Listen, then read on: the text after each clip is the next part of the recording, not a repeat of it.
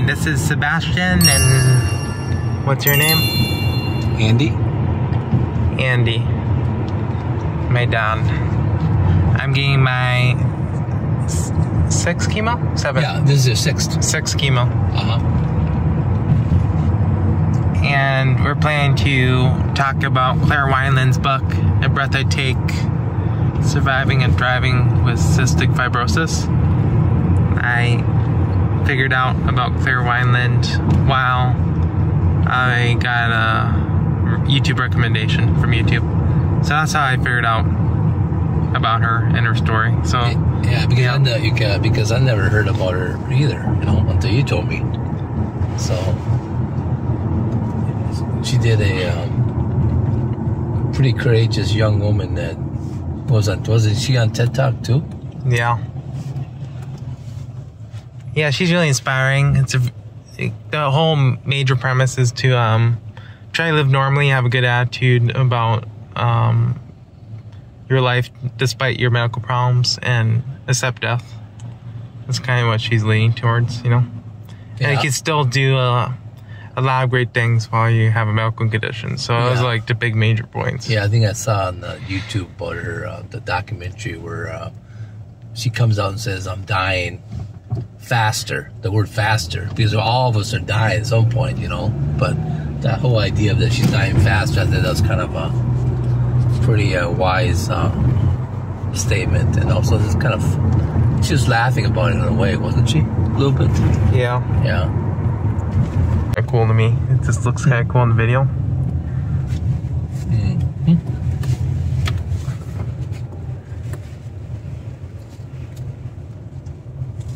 I'll bring my laptop too. Okay. I'll drop you up right in front. Yeah.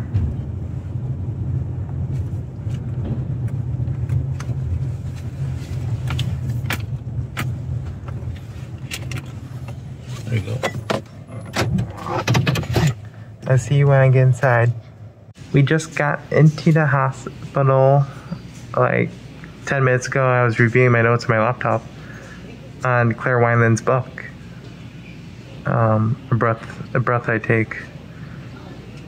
What was interesting about her title is it was under case eye. I thought it was pretty interesting artistically. Here's down.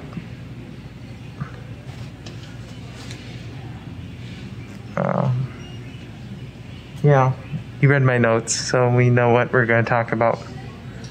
I'm just waiting to get my blood drawn now.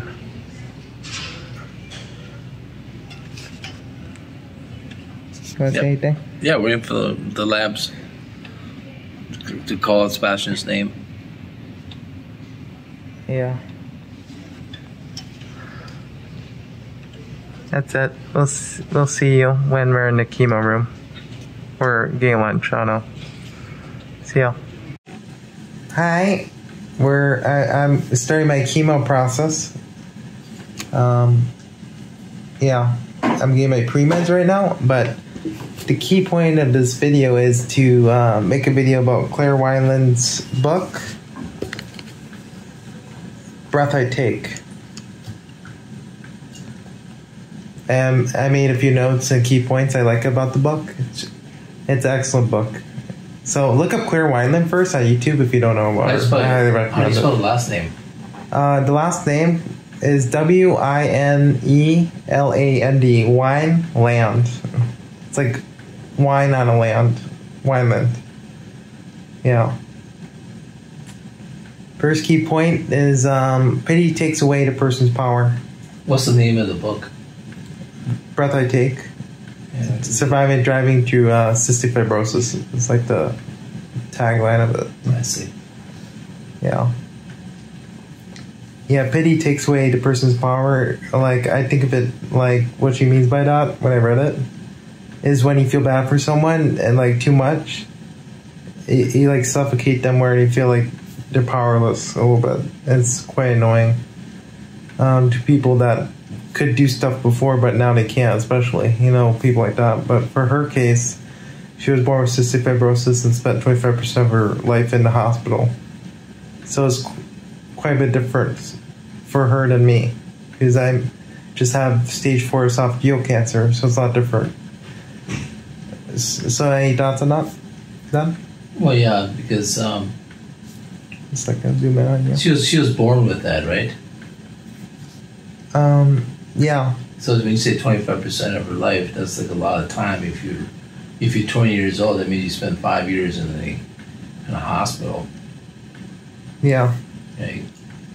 Whereas what you're saying is that you have stage 4 esophageal cancer, which is serious, but you were not diagnosed until March of this year.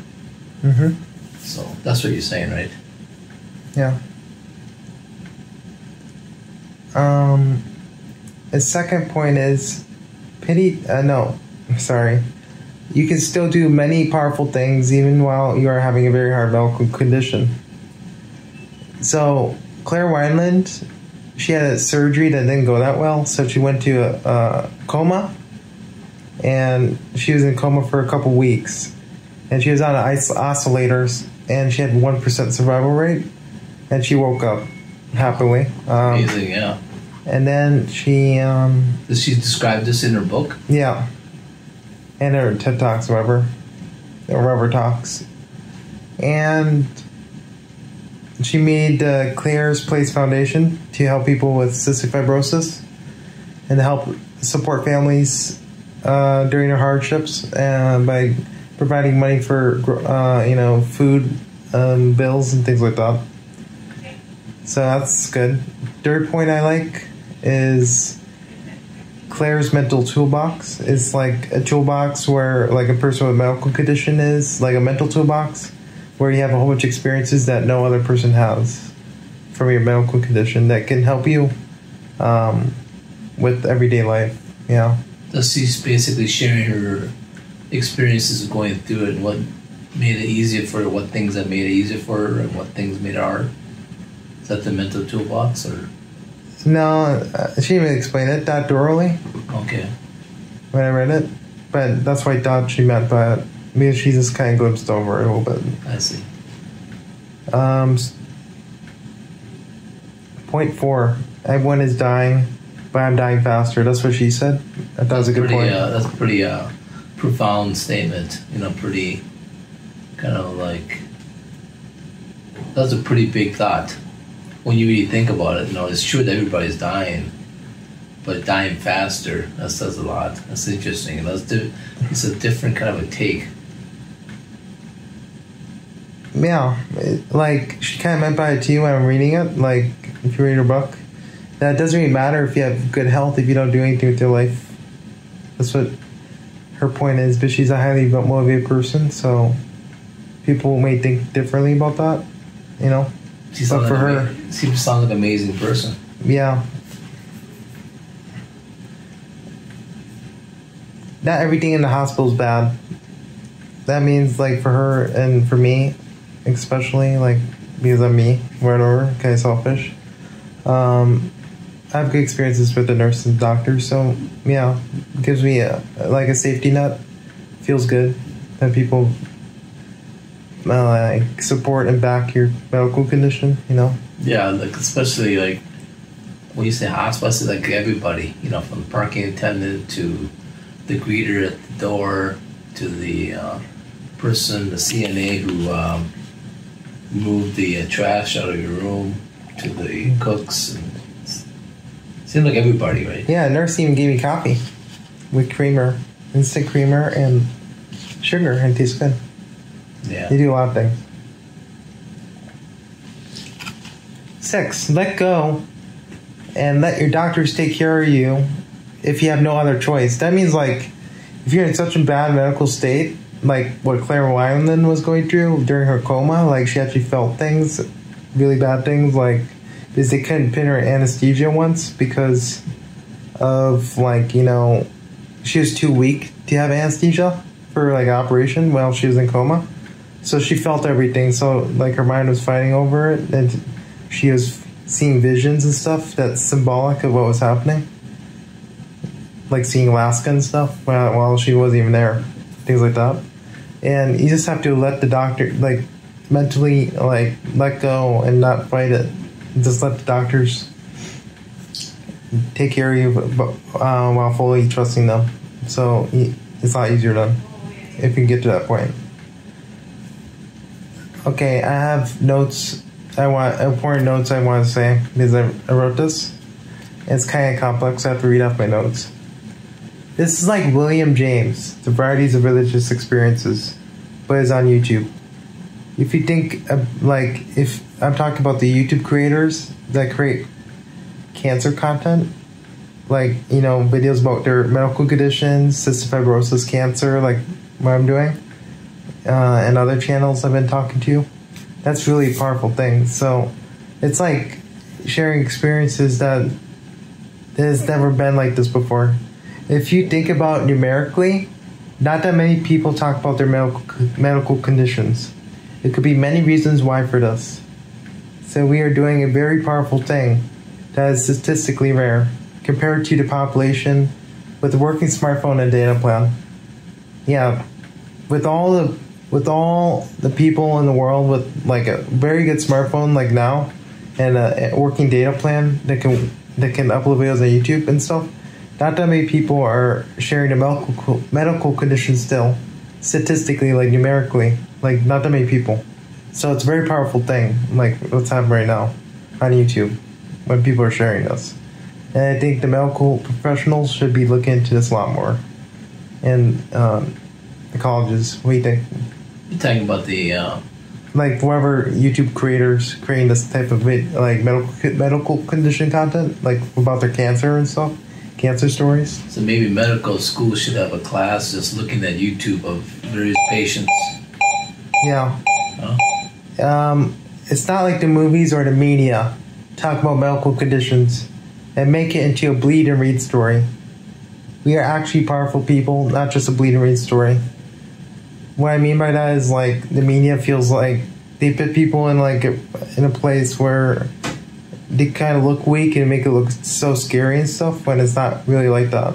They just make it look like that to get more viewership and a certain reaction. Things like that, even though it's not good for honestly, I don't think it's good for society at all. How the news media is working right now.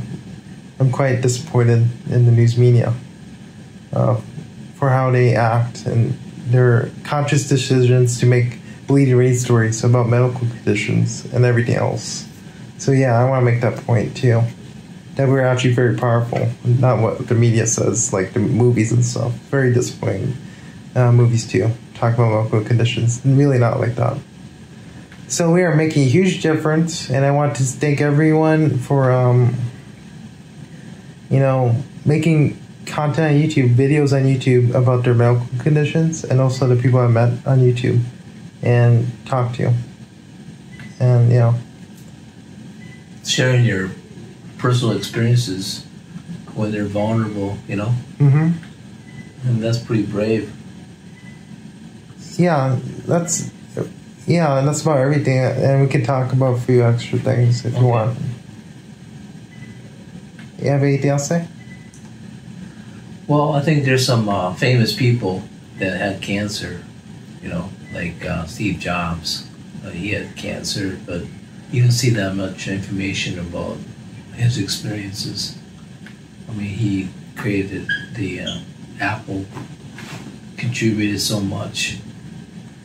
Yeah, but talking about cancer is so personal, and even when you're talking about Claire Wineland, about her book, her experiences, her insights, it was pretty profound, pretty brave, what she's saying. Yeah, I think Claire Wineland is such a beautiful person, like, in how she thinks and everything. She left a great legacy. It's still impacting me a lot, even to this day. Yeah. I'm glad YouTube gave me a recommendation to find her. That was good. Oh, YouTube recommended it? Yeah, YouTube recommended it for me. And Steve Jobs, my dad said, like, Steve Jobs didn't share his cancer story at all. He kind of want to keep it private. Which he has a right to. Yeah. You don't have to share it. Maybe just share it with his family. Why do you think that is? Like, it's kind of a weakness or something? Or no, I don't think so. I think just cancer is very personal. Yeah. And sharing with just your family or maybe just so many people. He was a celebrity, and so you got a lot of pressure, I'm thinking. and the media's on him and stuff like that. So maybe he couldn't share. I don't know. You know, but I was trying to look information about it. You know, he gave a. I remember there's a YouTube on Steve Jobs where he gave at the commencement speech at Stanford. You know, saw that. There's movies about him. Yeah, I think that's it, right? For now. That's beautiful what you're saying about Claire Wineland. You know. Yeah, I read her book. It's quite a short book, but it's worth getting. It's like 66 pages. Where did you or something? Where did you get the book? I got it on Amazon. Oh, you just. It's straight from Amazon.com, so it's fresh and brand new. Oh, okay. So people can purchase it if they want to, right? Yeah. Mm-hmm. Sounds good. And it probably helps support their family too if you get the book. So maybe it supports the foundation. I don't know. They didn't say that, so I imagine it going to the family. Yeah, or something else. Yeah. Okay. Thanks for watching. This is sort of a chemotherapy session, book review of Claire Wineland's book, Breath I Take. Thanks for watching. Is that 5 stars out of 5 stars? Yeah, it's 5 out of 5. It's great. Like, it makes you feel more positive. Oh, yeah. One major point is, too, that Claire Wineland has a very positive attitude towards her medical condition. She said that it brings a lot of great experiences that she would never had without her medical condition, like going to Alaska and getting free rooms and stays because of her Facebook page. People offered their cabin and stuff for free and things like that. Uh-huh. Yeah, and she was well known, so she got some free stuff, and that helped make it possible for her to travel Alaska and other things. Yeah, I know there's programs like Make-A-Wish Foundation. I remember working volunteering at Make-A-Wish Foundation when I was in school, where they give wishes for kids up to like 18 years old. Yeah. You know, like take the child and the family to wherever they want, like Disney World, or meet a celebrity or something like that. And then the Make-A-Wish Foundation is a great program too. You know? Yeah. So that's it for now. Sounds good. All right. See ya.